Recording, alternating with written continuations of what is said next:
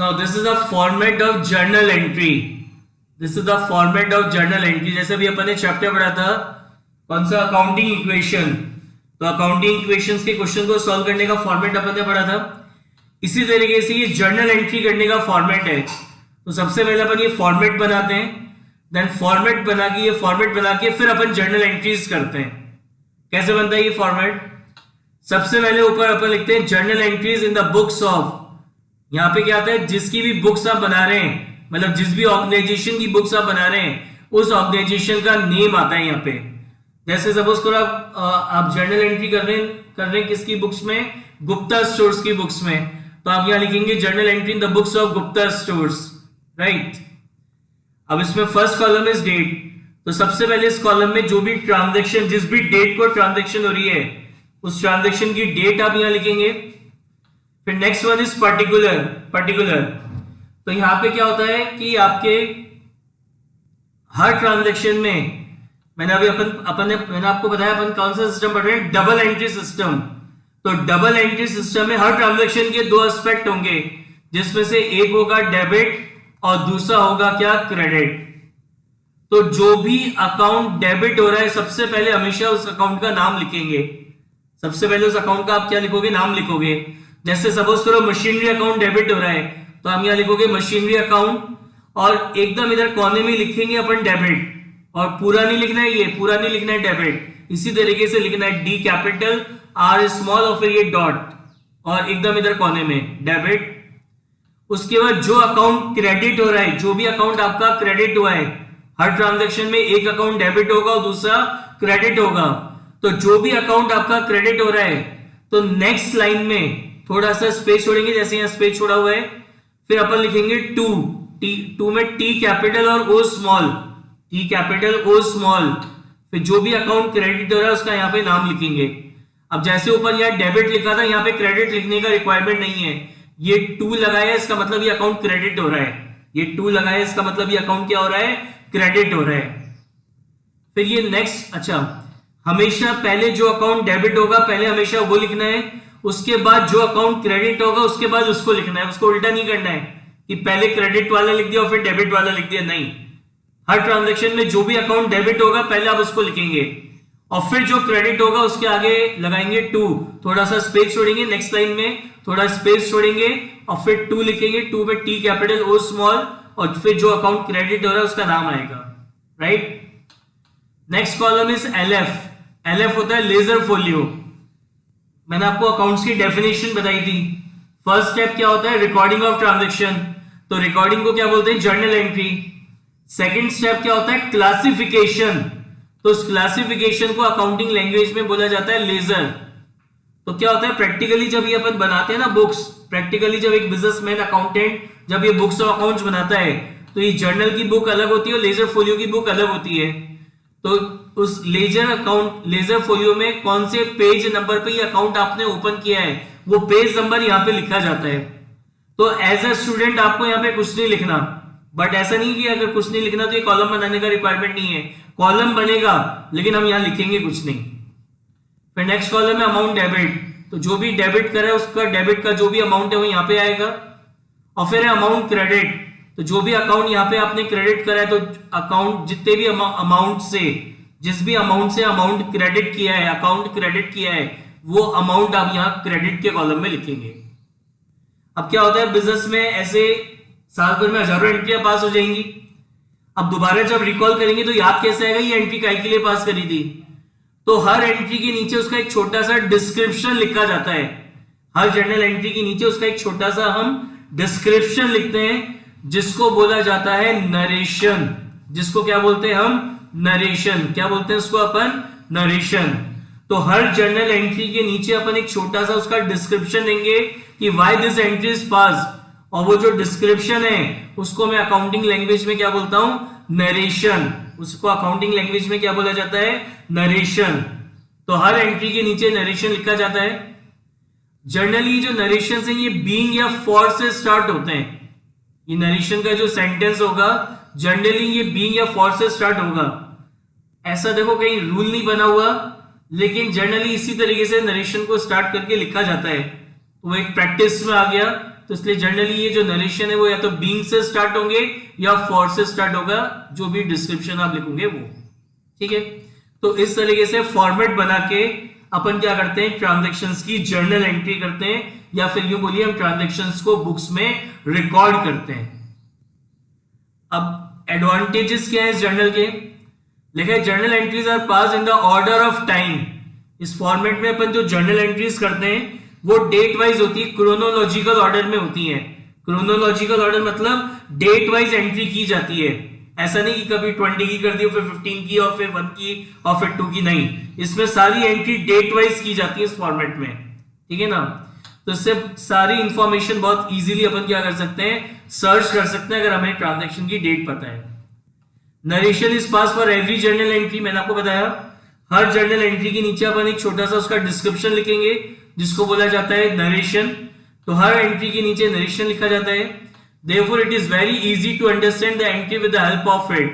तो बहुत इजीली अपन फिर उससे उस नरेशन से उस जर्नल एंट्री को समझ सकते हैं बाद में कि एंट्री हमने क्यों पास करी थी। फिर लिखा है journal entries are the basis of ledger posting. जो हमारा नेक्स्ट स्टेप होता है अकाउंटिंग का, डेट इज क्लासिफिकेशन। तो क्लासिफिकेशन को बोलते हैं लेजर पोस्टिंग। तो ये जो जर्नल एंट्रीज है ये बेस होती है आपके लेजर पोस्टिंग का। Without journal entry there may be error in preparation of ledger. अगर बिना जर्नल एंट्री करे यानी बिगर ट्रांजैक्शंस को रिकॉर्ड करे सीधे सेकंड स्टेप अगर आप करोगे डेट इज क्लासिफिकेशन, तो वहां पे गलती होने के, एरर होने के चांसेस रहते हैं। तो इसलिए सबसे पहले जर्नल एंट्री की जाती है और फिर उसका लेजर पोस्टिंग करते हैं। जर्नल में तो क्या करा, ट्रांजैक्शंस को रिकॉर्ड करा, और लेजर पोस्टिंग अभी अपन नेक्स्ट चैप्टर पढ़ेंगे तो उसमें पढ़ेंगे how transaction are classified, second step, right.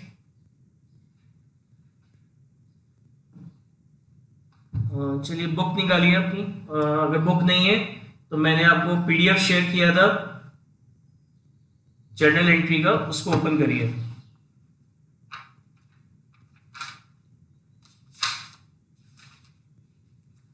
Take out illustration number 1, take out illustration number 1, page number, illustration number 1, page number 9.6।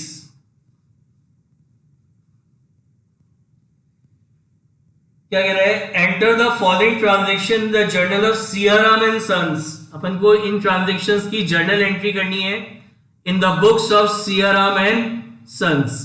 देखिए सबसे पहले फॉर्मेट बनाना है।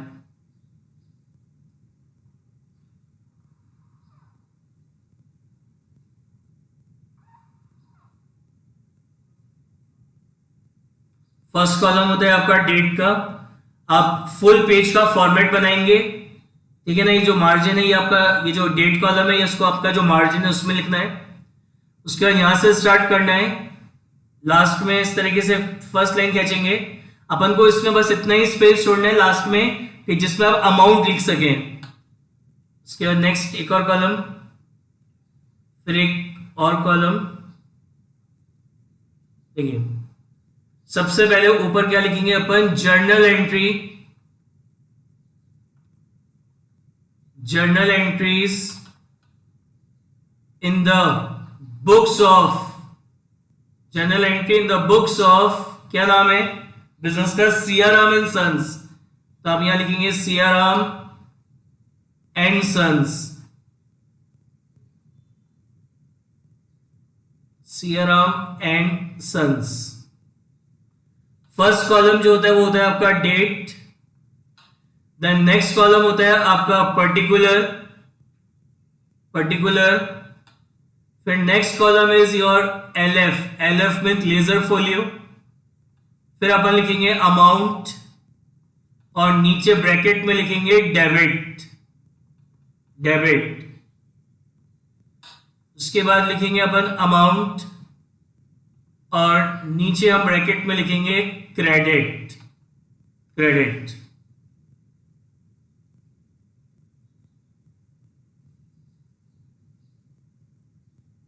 यस, ये जो पूरा फॉर्मेट है ये एज इट इज बनेगा।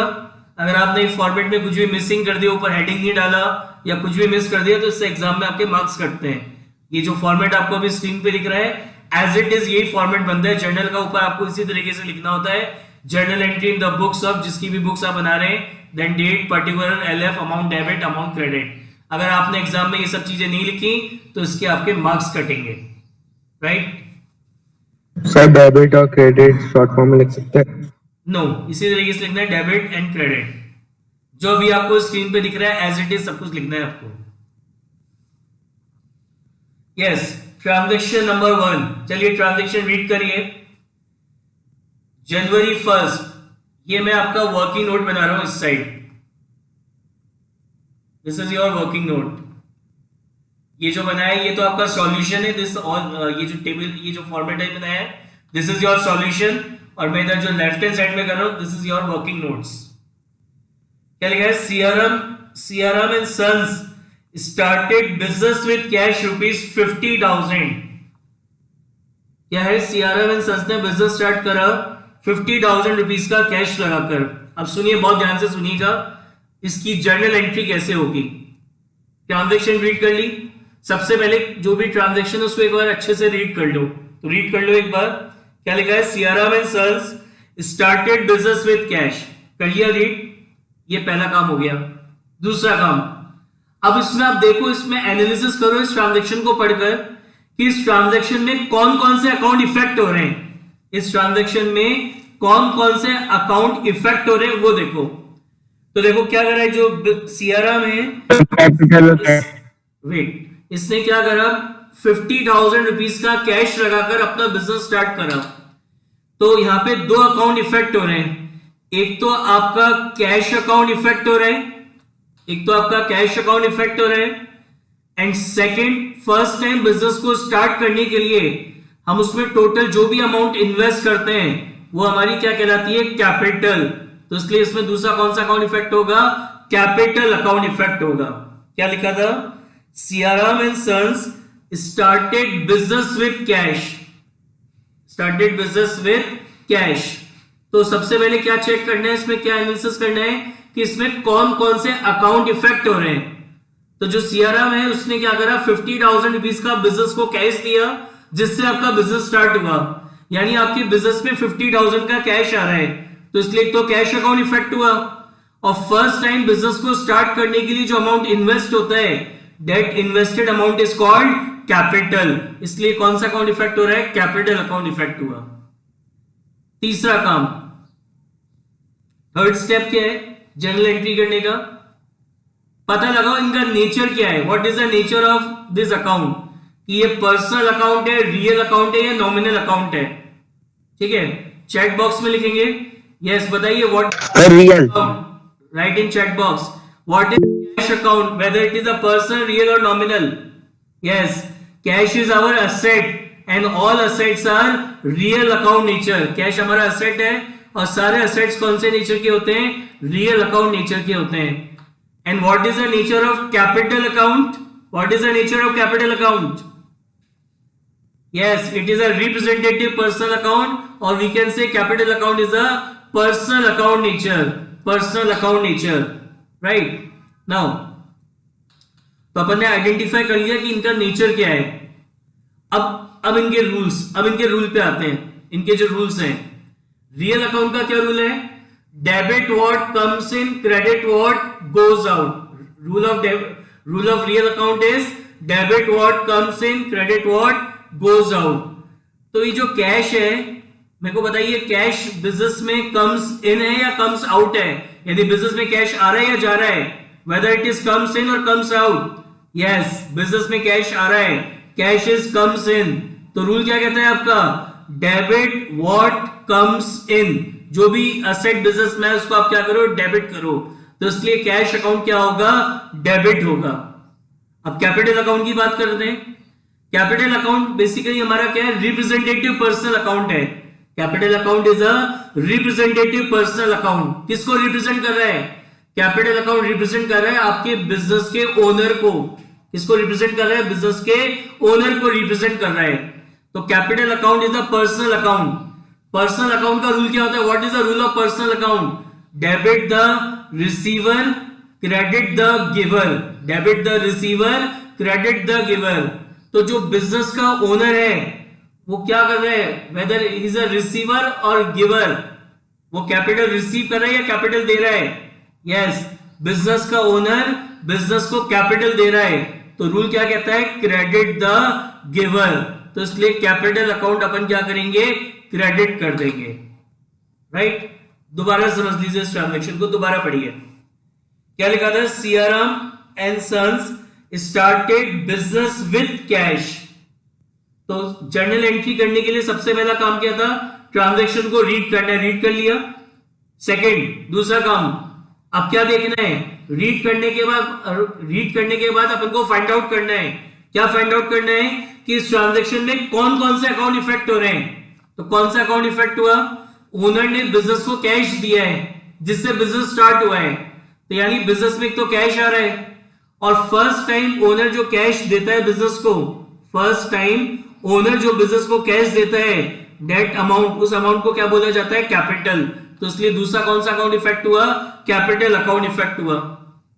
नाउ थर्ड काम, तीसरा काम क्या करना है, अपन को चेक करना है। क्या चेक करना है कि ये जो हमारा अकाउंट है इसका नेचर क्या है, what is the nature, weather it is a personal account, real account और नॉमिनल अकाउंट। ये हमारा पर्सनल है, रियल है या नॉमिनल अकाउंट है, वो अपन को चेक करना है। तो cash is a real, cash is our asset and all assets are real account nature. सारे एसेट्स हमारे कौन से नेचर के होते हैं, रियल अकाउंट नेचर के होते हैं। And what is the rule of real account, debit what comes in, credit what goes out. तो बिजनेस में कैश आ रहा है, debit what comes in. And capital is a personal account and rule of personal account is debit the receiver, credit the giver. तो owner capital दे रहे हैं यानी credit the giver, तो capital account हो जाएगा आपका क्रेडिट, क्योंकि ओनर आपको कैपिटल पे कर रहा है। ये जो कैपिटल है it is a representative personal account, किसको रिप्रेजेंट कर रहा है, बिजनेस के ओनर को रिप्रेजेंट कर रहा है। तो बिजनेस का ओनर बिजनेस को कैपिटल दे रहा है यानी क्रेडिट द गिवर, तो that's why this capital account is credited. Is it clear now? अब देखिए कैसे करेंगे, एनी डाउट किसी को? अब यहां लिखेंगे डेट के कॉलम में सबसे पहले ईयर लिखा 2020, फिर अपन डेट लिखेंगे, डेट क्या है आपकी 1 जनवरी, 1 जनवरी। अब जो अकाउंट डेबिट हुआ है सबसे पहले उसको लिखना है, तो कौन सा अकाउंट डेबिट हो रहा है, कैश अकाउंट। तो एकदम यहाँ पे लाइन से स्टार्ट करना है, कैश अकाउंट। अकाउंट को इसी तरीके से शॉर्ट फॉर्म में लिखना है, it is not necessary to write full spelling of account, ACCOUNT, इस तरीके से आप शॉर्ट में लिख सकते हैं। तो कैश अकाउंट क्या हुआ है, डेबिट, तो एकदम यहाँ पे एकदम लास्ट में जाके लिखेंगे debit, D capital R small और डॉट डेबिट। पूरा लिखने की रिक्वायरमेंट नहीं है, पूरा डेबिट नहीं लिखना है, एकदम कोने में यहां जाके लिखना है debit, D capital R small और फिर डॉट डेबिट। कितना अमाउंट था, 50,000, तो यहाँ पे अमाउंट के कॉलम में लिखेंगे 50,000। क्रेडिट किसको कर रहा है, कैपिटल अकाउंट को। तो नेक्स्ट लाइन में थोड़ा सा स्पेस छोड़ेंगे, फिर अपन लिखेंगे to, T capital O small, किसके अकाउंट को क्रेडिट कर रहा है, कैपिटल को। तो यहां लिखेंगे अपन टू कैपिटल अकाउंट, कितना अमाउंट है, कैपिटल कितनी आ रही है बिजनेस में, 50,000 की, तो यहां लिखेंगे 50,000। नाउ इसके नीचे अपन को नरेशन लिखना है, तो नरेशन होगा बीइंग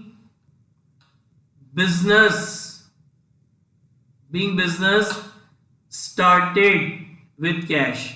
ये नरेशन जो है आप अपनी लैंग्वेज में कुछ भी लिख सकते हैं, जरूरी नहीं है जो मैंने लिखा है वही लिखना है आपको, आप अपनी लैंग्वेज में भी इस नरेशन को नीचे लिख सकते हैं, being business started with cash.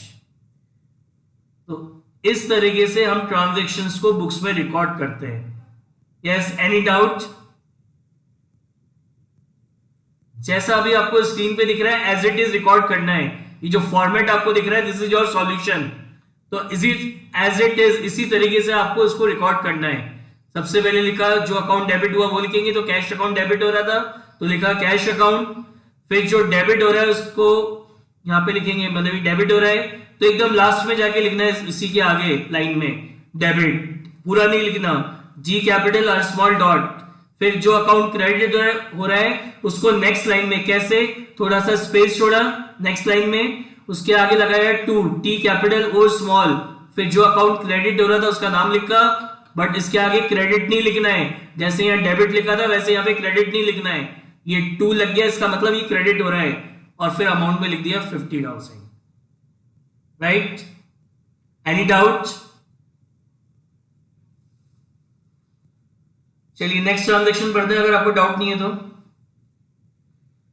2 जनवरी, purchase goods for cash.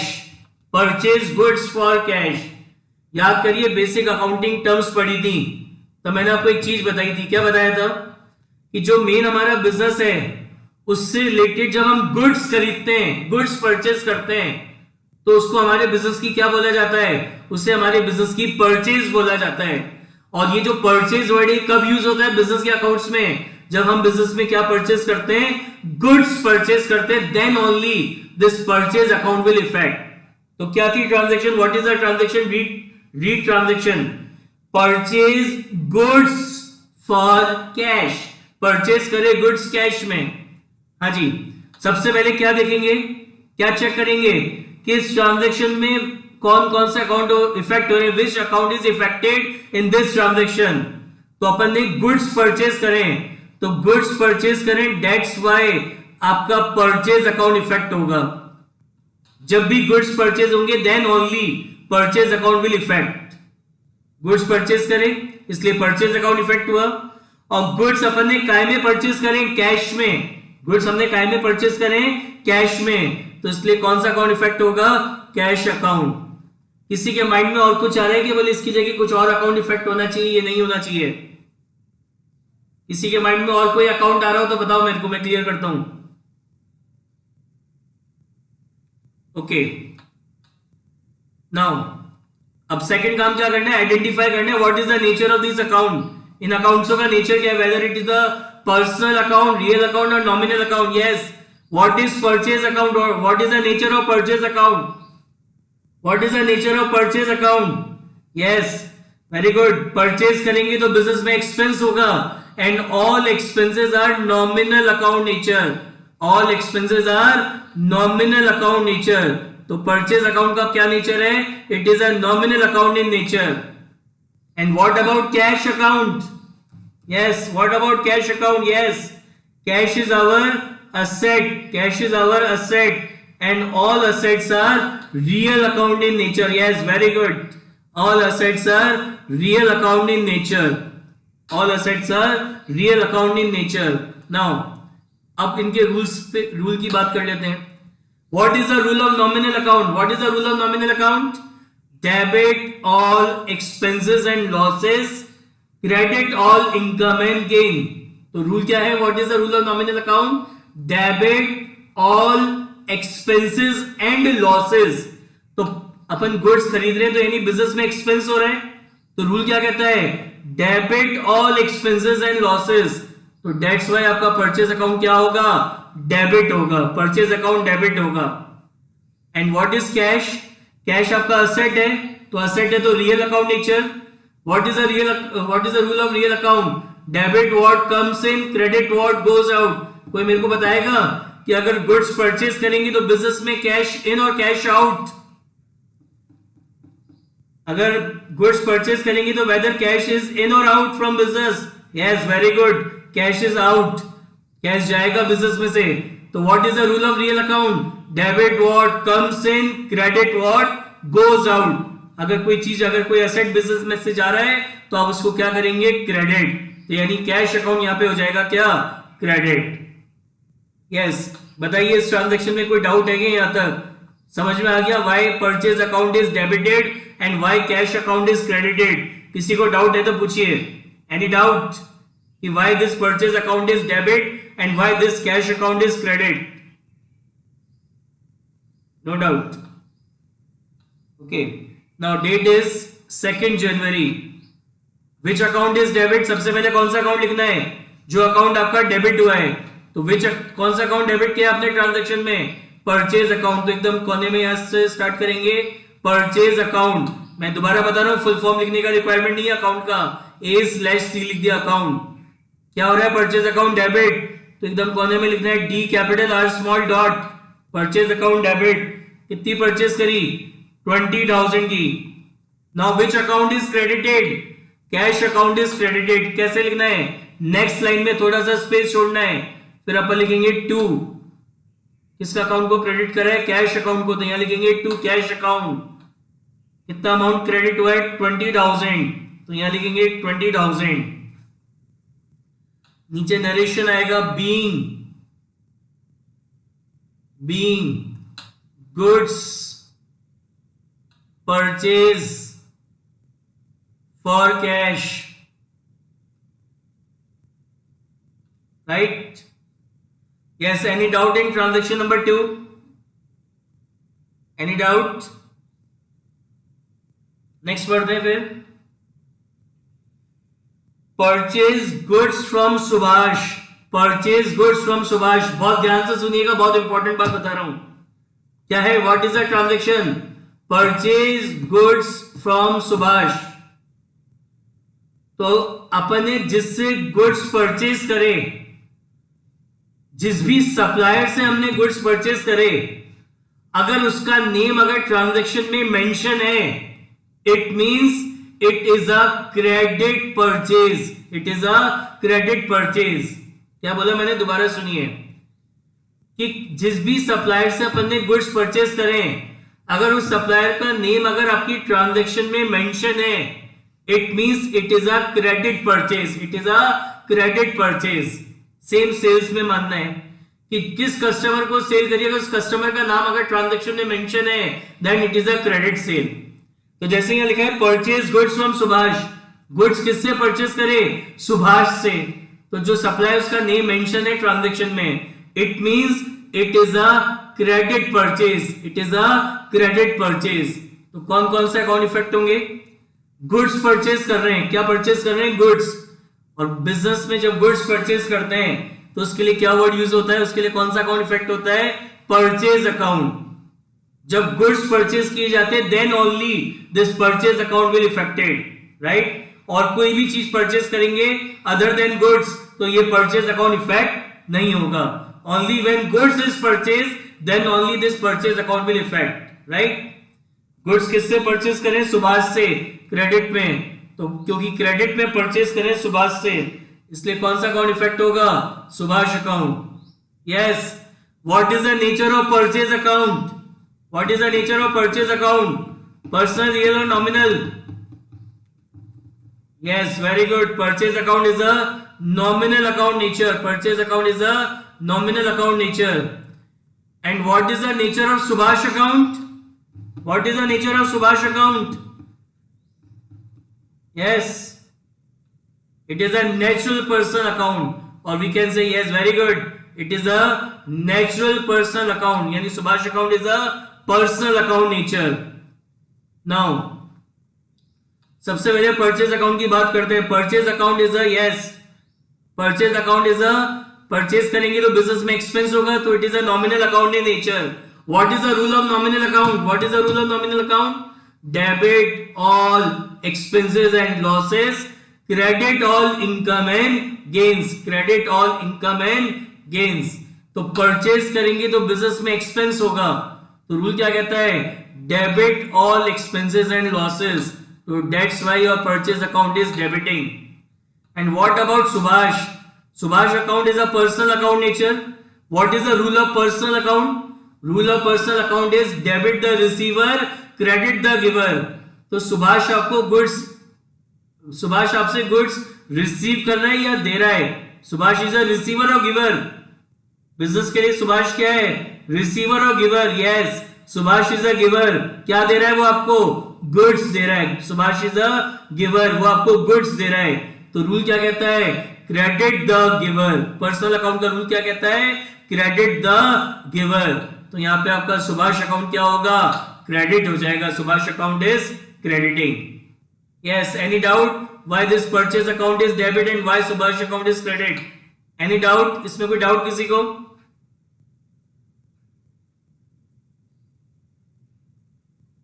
Yes, date is 4th January. Which account is debit? Purchase account. यहां लिखेंगे purchase account. क्या किया है? डेबिट किया है. Yes, purchase account debit and credit किसको कर रहा है? सुभाष को. तो एक लाइन छोड़ के लिखना है to Subhash account. To Subhash account. What is the amount?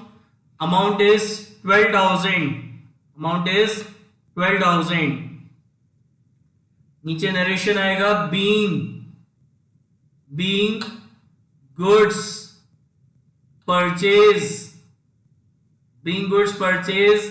on credit. Being goods purchase on credit. This is your narration, right? Next, purchase furniture for cash. Purchase furniture for cash. Yes, पढ़ने से क्या समझ में आ रहा है? कौन सा अकाउंट इफेक्ट होगा सबसे पहले? Purchase furniture for cash. Can anyone tell which account is effect? Purchase furniture for cash. Yes, very good. Furniture account effect होगा. किसी के दिमाग में आ रहा है क्या यहाँ पे परचेज अकाउंट इफेक्ट क्यों नहीं हुआ? Why purchase account is not effect? Why furniture account is effect? Purchase account क्यों नहीं हुआ इफेक्ट? वाई? कोई आंसर देगा? Why purchase account will not affect? Yes, it is not a good. Purchase account कब effect होता है? When goods is purchased. Yes, very good सुहानी. जब goods purchase करते हैं, yes दिव्यांश, जब अपन goods purchase करते हैं, then only purchase account will affect. यहाँ पे हमने फर्नीचर परचेज करा है, तो that's why furniture account effect होगा. और सेकेंड अकाउंट कौन सा इफेक्ट होगा? ट्रांजेक्शन है परचेज फर्नीचर फॉर कैश, तो सेकंड अकाउंट कौन सा इफेक्ट होगा? Yes, cash account. Very good. कौन सा अकाउंट इफेक्ट होगा? Account. Yes. What is the nature of furniture account? Furniture is personal, real और nominal?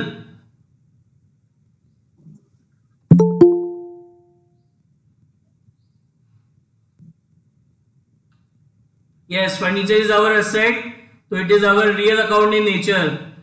And what about cash? Cash is our asset, and all assets are real account in nature. सबसे पहले furniture की बात करते हैं. Furniture is our fixed asset, and all assets are real account in nature. What is the rule of real account? Debit what comes in, credit what goes out. तो furniture business में comes in है और comes out है. Furniture business में आ रहा है या जा रहा है? Whether furniture is comes in और comes out? Yes, furniture is comes in. तो what is the rule of real account? Debit what comes in. तो बिजनेस में फर्नीचर आ रहा है, that's why this furniture account is debited. And what about cash? Cash आपका asset है, it is a real account in nature. Rule of real account is debit what comes in, credit what goes out. तो business furniture purchase करेंगे cash में, तो business में cash आएगा या जाएगा? यस, बिजनेस में कैश जाएगा. तो रूल होता है क्रेडिट व्हाट गोज आउट. तो कैश अकाउंट आपका हो जाएगा क्या? क्रेडिट. कैश अकाउंट हो जाएगा क्या? क्रेडिट. यहां लिखेंगे 5 जनवरी को क्या लिखेंगे? फर्नीचर अकाउंट क्या किया है? डेबिट. और क्रेडिट किसको करा है? कैश को. तो यहां लिखेंगे टू कैश अकाउंट. कितना अमाउंट है? कितने का फर्नीचर परचेस करा हमने? 6,000 रुपीज का. 6,000 का फर्नीचर परचेस करा है. तो नरेशन आ जाएगा being furniture purchase for cash. Being furniture purchase for cash.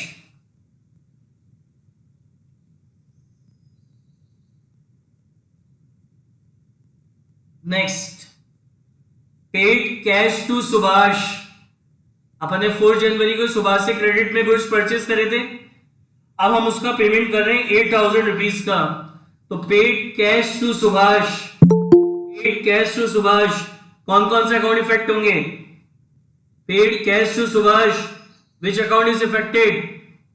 एक तो Subhash account. Yes, very good. One is Subhash account. और सुभाष को क्या पे कर रहे हैं? कैश. तो second is one is your cash account. तो Subhash is a personal account in nature and cash is our asset, तो it is real account in nature. तो पर्सनल अकाउंट का रूल होता है debit the receiver credit the giver. Subhash आपका personal account है, rule होता है debit the receiver credit the giver.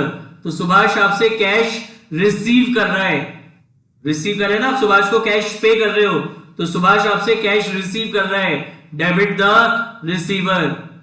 Cash आपका असेट है तो it is real account in nature, rule होता है debit what comes in credit what goes out. तो बिजनेस में से कैश जा रहा है, क्रेडिट व्हाट गोज आउट। आप सुभाष को कैश पे कर रहे हैं तो बिजनेस में से कैश जा रहा है, तो क्रेडिट व्हाट गोज आउट। तो कैश अकाउंट हो जाएगा क्या, क्रेडिट। कौन सी डेट है, 10 जनवरी। तो अपन यहां लिखेंगे सुभाष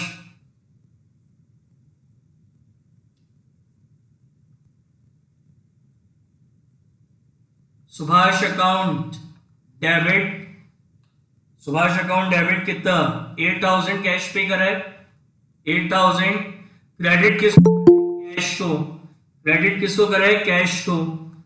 आफ्टर वन लाइन यहां लिखेंगे टू कैश अकाउंट 8000। नीचे आपका नरेशन आ जाएगा being cash paid to Subhash, being cash paid to Subhash, right.